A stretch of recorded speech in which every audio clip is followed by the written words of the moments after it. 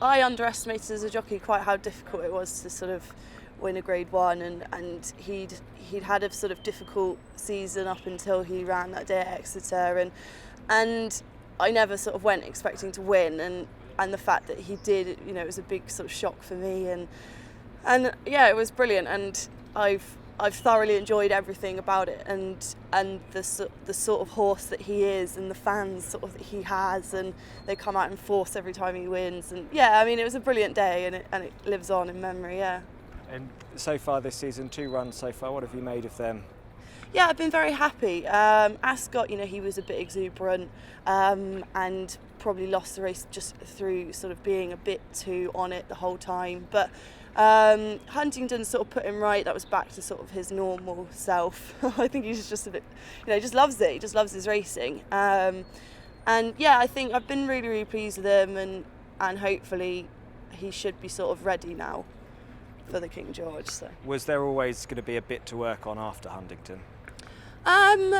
No, I think in a funny sort of way we learned a lot about him this season. We've put earplugs in and down to the start. We go down to the start early and things like that, and he's a much bigger and much stronger horse, and he sort of knows his job, and it's just been trying to channel sort of his talent in the right way, because he can get a little bit sort of buzzy and worked up. So I am happy with where we are, and I think we've learnt a lot about him. And Kempton, a track that really seems to bring out the best of him, 3 from 3 at the course. Yeah, it's always a good thing when you're, if it were anywhere else, you'd hope it would be at Kempton. We're pleased that we can take him there, and he does strangely seem to really like it. So yeah, I mean, he sort of goes on anything. He's a brave horse, and he tries. So it doesn't really matter what the ground's like. He's going to give it his all. And what do you make of the opposition? Obviously, last year's winner Q Card, possibly Thistlecrack, and the Gold Cup winner Coneygree up against him. Yeah, I mean, they're the big dogs, aren't they? And we're a little dog. We're sort of, we are taking our chances. That we're running against horses that are fantastic and have been season after season after season.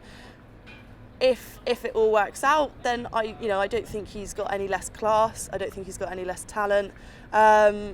But you are sort of taking on horses that have been stars for a very long time. So hopefully we'll just be able to run a respectable race. And in a funny sort of way, if he finished beaten by Q Card, you wouldn't be disappointed. Who do you think's the one to beat? It's a very strong selection, isn't it? It will be. It's basically the biggest race of the winter, isn't it?